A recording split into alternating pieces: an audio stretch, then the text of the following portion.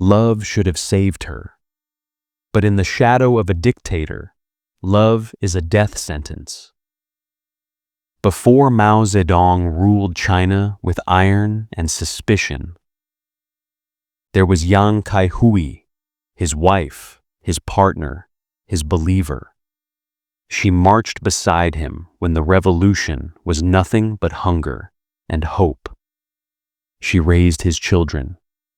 She kept the dream alive. And when power came knocking, Mao shut the door. He didn't fear enemies. He feared truth. And Yang Kaihui knew too much.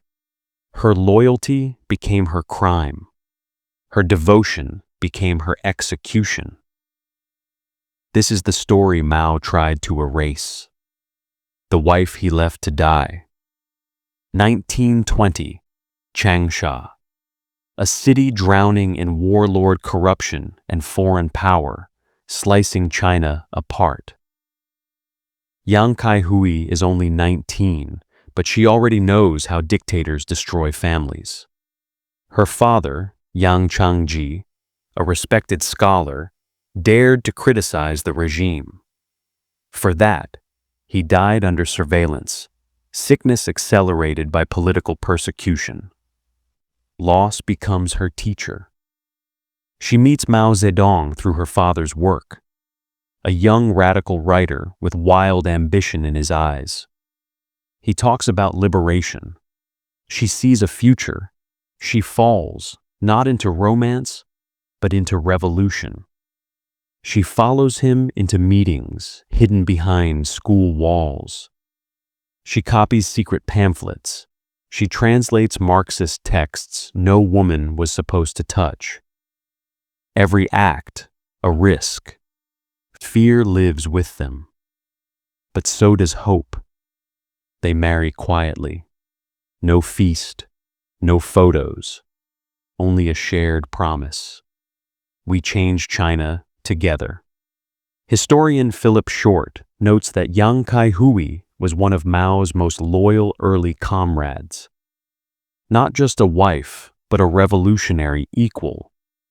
She believed the man would lead China toward justice. She gave him 3 sons, Mao Anying, Mao Anqing, Mao Anlong. Poverty claws at their home. Mao is away organizing workers and peasants. The police hunt the couple. Yang hides documents under the baby's crib. She lies to soldiers who search the house. She nurses sick children with one hand, while copying Mao's manifestos with the other. Her love is labor.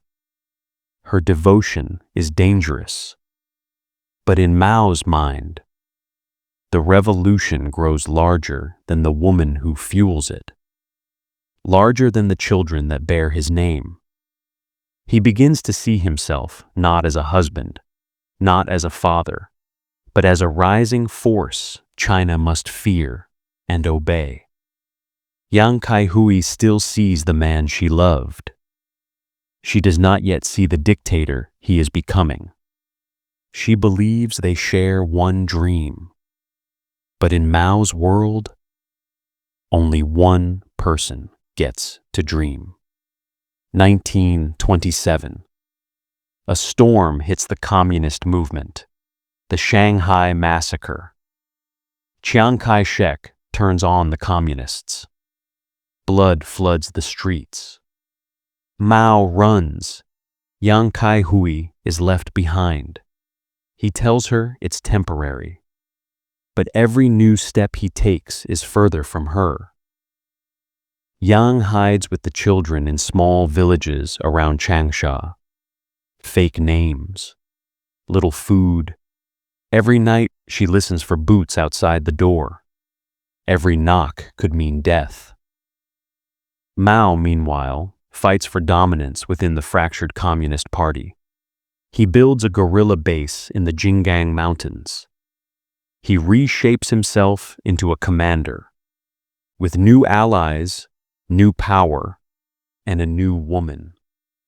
He Zijin, a young revolutionary fighter. She marches with Mao, sleeps beside him in the mountains, shares his victories, the ones Yang can only hear rumors about. Historian Yung Chang writes that Mao's personal attachments followed a pattern. They lasted only as long as they served him. And now, Yang Kaihui is far from the battlefield, far from usefulness. Mao's ambition grows heavy. It needs room. It needs silence behind him. It needs no witnesses to the man he once was. Yang does not question his absence. She believes loyalty means sacrifice. She believes Mao will return. She believes the revolution will repay every wound.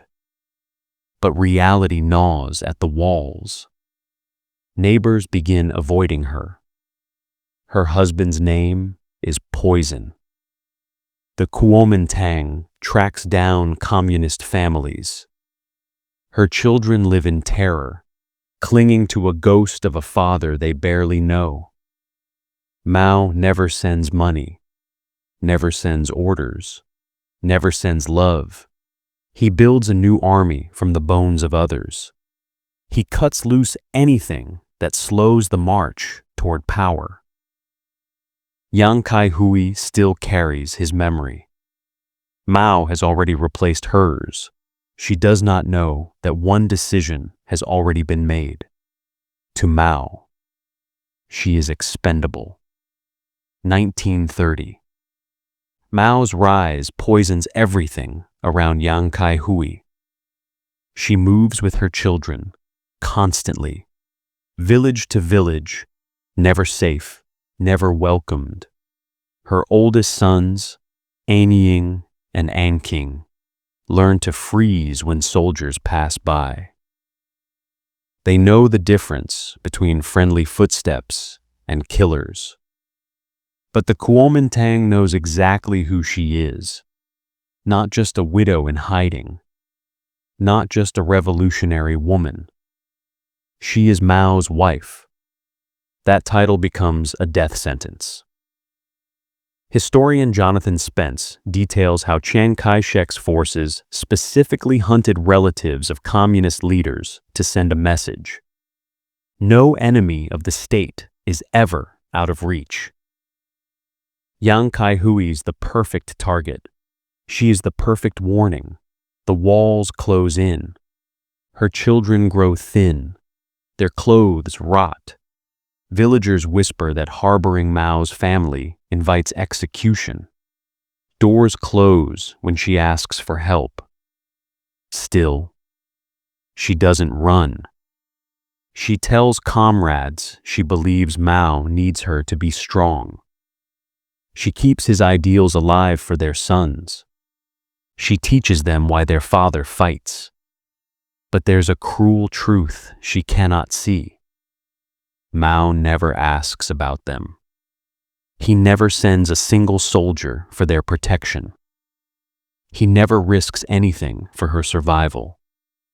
He is busy forging power in Jiangxi, crushing rivals inside the communist ranks, punishing criticism as betrayal, feeding paranoia that blooms like a second revolution. Power transforms Mao into something Yang never imagined. Not a leader of the people, but a man who will sacrifice anyone to rise higher. Even the woman who once saved his life. The Kuomintang prepares the trap. Informants locate Yang Kaihui's hiding place. The circle tightens. Fear is a constant guest now. Sleep is a luxury. Safety is a myth. Yang once dreamed of a nation free from tyranny. Now she learns the cruelest truth of all. Tyranny doesn't care who you love. It only cares who must suffer next. October 24th, 1930.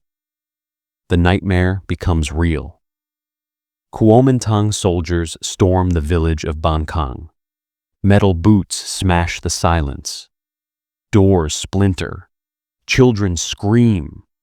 They drag Yang Kaihui from her hiding place. Her sons cling to her clothes, small hands trying to hold back fate.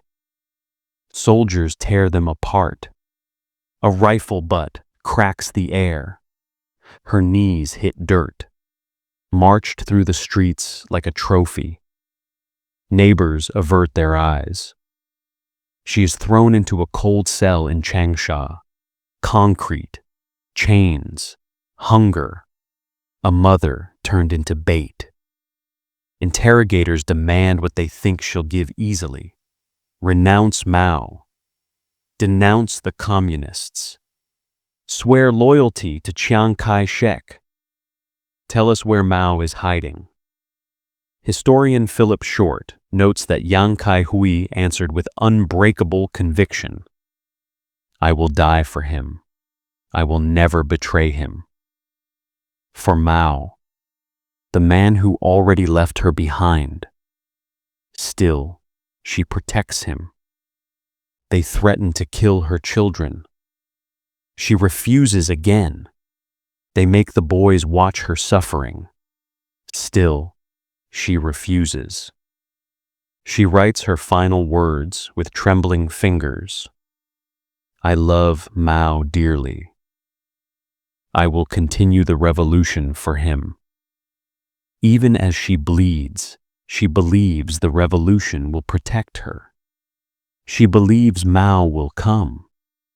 But Mao does nothing.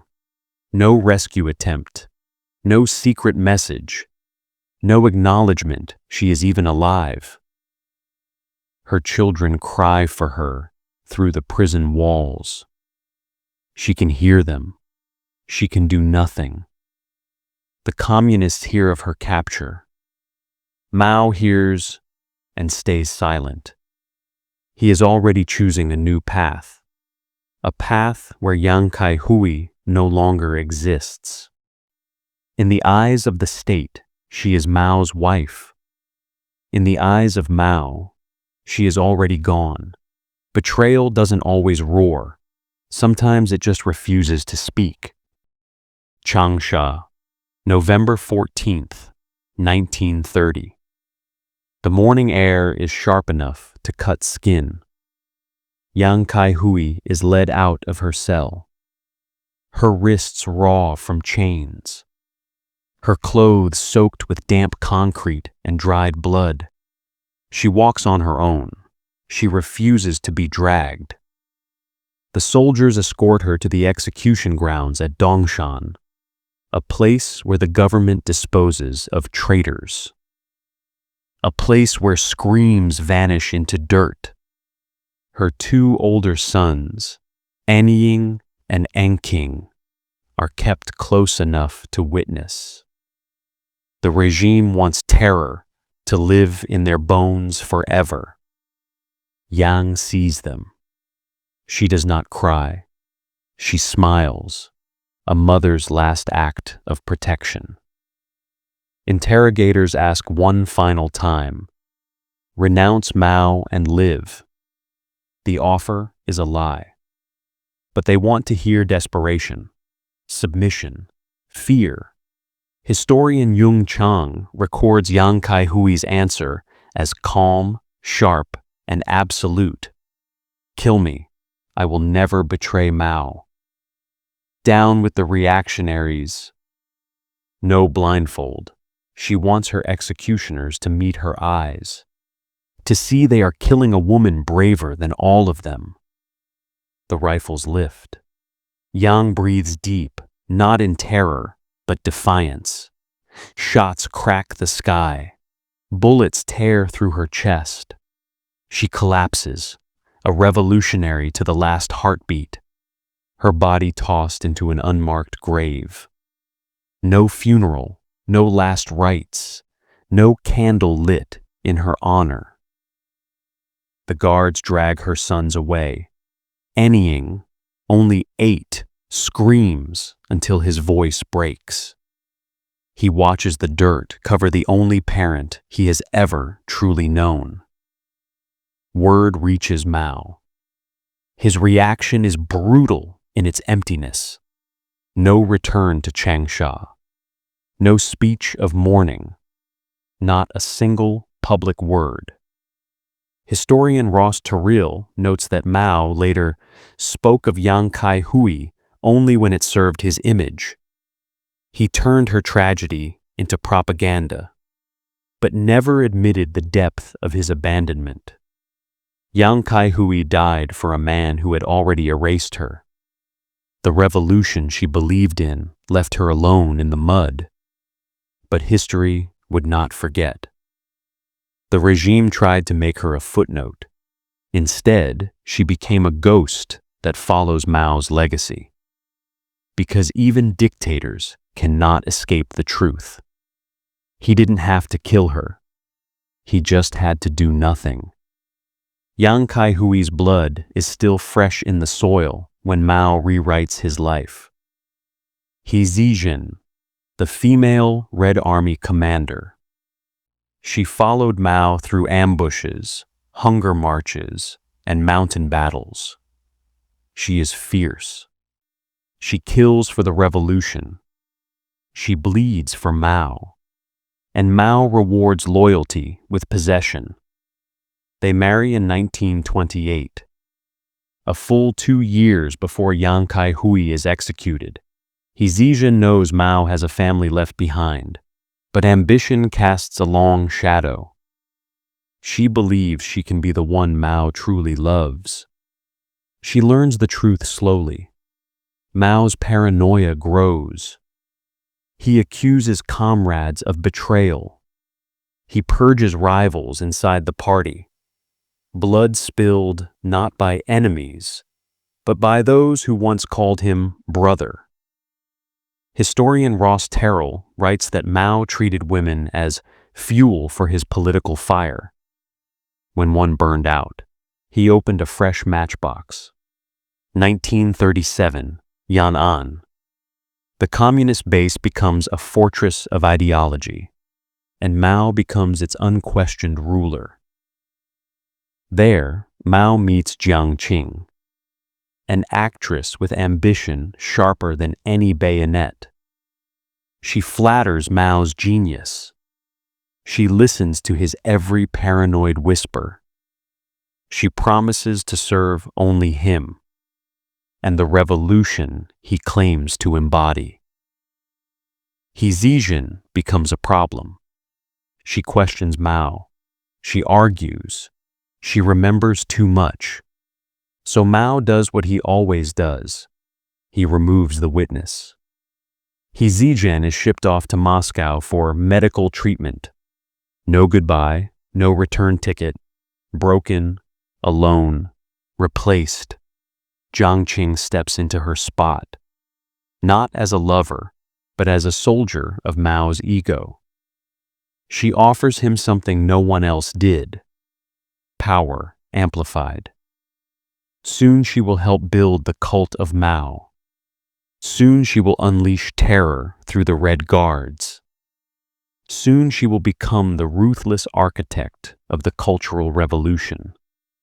But tonight, she lies beside him in Yan'an, the place Yang Kaihui once dreamed they would build together. Mao kisses Jiang Qing. The revolution celebrates their union.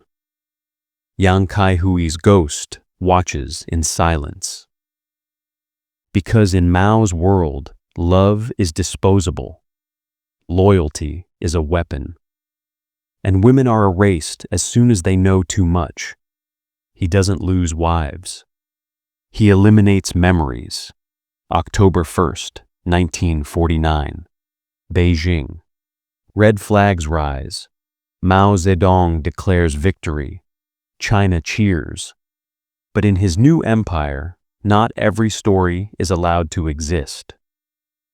Yang Kaihui, the loyal wife who gave him children, who suffered for his ideals, who died in his name, is dangerous. Why? Because she reminds the world of a Mao before corruption, before tyranny, before he became a god. Historian Stuart Schramm notes that Mao systematically edited his past to remove contradictions. Yang Kaihui was a contradiction he needed buried. Her name disappears from speeches, her face from photographs, her story from textbooks. Her children carry the silence like a curse. Mao Anying, the eldest, never escapes the trauma of watching his mother taken. He joins the military, desperate to prove loyalty to a father who barely knows him. 1950, Korean War. A U.S. airstrike engulfs his position in flames. Anying dies screaming. The same war machine that killed his mother claims him too. Mao barely reacts. He forbids mourning banners. He tells officials, "Soldiers die, that is all." Second son. Mao Anying suffers mental breakdowns from childhood terror. He spends years in psychiatric hospitals. A broken life, a consequence of his father's revolution. The third boy, Mao Anlong, dies young, sick, starved, and forgotten, while Mao ascends to absolute power. Every child who loved Yang Kaihui pays a price for Mao's victory. Meanwhile, Mao builds something monstrous, a personality cult so intense that truth itself must bow. Portraits of Mao replace religion. His words replace thought. Loyalty becomes a survival instinct. And in this vast machinery of fear, Yang Kaihui becomes a ghost. Not dead by bullets, but by censorship. Only whispered memories keep her alive. Stories shared carefully by aging revolutionaries, tears hidden by her surviving son, documents smuggled through decades of silence. Because dictators can kill a person once with guns, and endlessly with lies. Mao tried to erase her, to turn her into a disposable chapter. But history has a cruel memory. A tyrant's greatest fear is the truth he abandoned. Yang Kaihui is that truth.